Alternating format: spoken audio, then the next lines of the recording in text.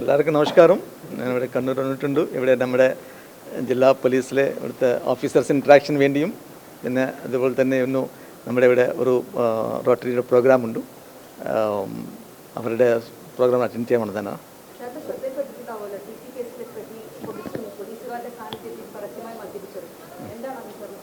അത് നമ്മൾ നടപടി സ്വീകരിച്ചിട്ടുണ്ട്.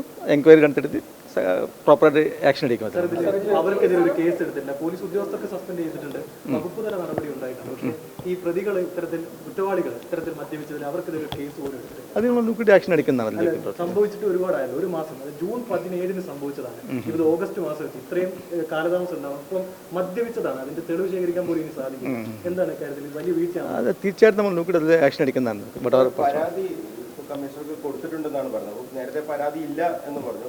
ഇപ്പോൾ പരാതി കിട്ടിയിട്ടുണ്ട്. അപ്പോൾ പരാതിയുടെ അടിസ്ഥാനത്തിൽ കേസെടുക്കാൻ കഴിയുമോ? തീർച്ചയായിട്ടും നമുക്ക് അതിന്റെ പരിശോധിച്ചിട്ട് നടപടി എടുക്കുന്നതാണ്. പല തവണ ഇതുപോലെ മദ്യപാനം ഉണ്ടായതായിട്ട് പോലീസിന്റെ തന്നെ അന്വേഷണത്തിൽ കണ്ടെത്തിയതായി പറയുന്നു.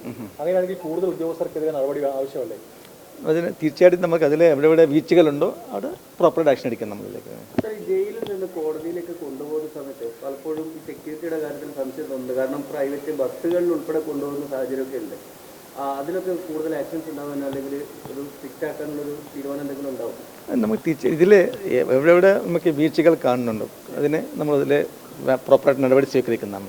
ഇന്നത്തെ സന്ദർശനത്തിൽ ഇക്കാര്യം ചർച്ചയാവുന്നുണ്ട്, ഈ സംഭവം അടക്കം? അല്ല, ഞാൻ വന്നത് ഇവിടെ ഞങ്ങൾ ഓഫീസേഴ്സിന് കാണാൻ വേണ്ടിയും അവരുമായിട്ട് ഇൻട്രാക്ഷൻ ചെയ്യാൻ വേണ്ടിയും പൊതു കാര്യങ്ങൾ മനസ്സിലാക്കാൻ വന്നതാണ് ഇവിടത്തേക്ക്. ഇത്തരം ക്രിമിനൽ കേസുകളുടെ പ്രതികൾക്ക് കോടതി പോകുമ്പോൾ സെക്യൂരിറ്റി ആയിട്ട് ഈ ചില പോലീസ് അസോസിയേഷനുമായി ബന്ധപ്പെട്ട ആളുകളെ സെക്യൂരിറ്റിയെ നിയമിക്കുന്നു. അങ്ങനെ ഇവരുമായിട്ട് അത്ര ബന്ധമുള്ള ആളുകളെയാണ് സെക്യൂരിറ്റി ആയിട്ട് വിടുന്നത് എന്നൊരു ആരോപണമുണ്ട്. അതിൻ്റെ എൻ്റെ ശ്രദ്ധ പറ്റിയിട്ട് നോക്കിയിട്ട് ചെയ്യുന്നതല്ല കമ്മീഷണർ. Thank you. അതിന് നമ്മുടെ ക്രൈംബ്രാഞ്ച് അന്വേഷിക്കുകയും ചെയ്യുന്നുണ്ട്. ഇതിലേക്ക് അല്ല, നമ്മളിതിൽ ആവശ്യമുള്ള സയൻറ്റിഫിക് എവിഡൻസ് എല്ലാം കളക്ട് ചെയ്തിട്ട് മുന്നോട്ട് പോകുന്നുണ്ട്. അതിന് സമഗ്രമായിട്ട് നമ്മൾ നോക്കുന്നതാണ്. അവിടത്തേക്ക് എല്ലാ അവിടുത്തെ മിസ്സിംഗ് കേസസിൽ ഇത് നമ്മൾ അതിൻ്റെ ഭാഗമായിട്ട് നമ്മൾ എടുത്തിട്ട് അന്വേഷണം ചെയ്യുന്നതാണ്. Thank you.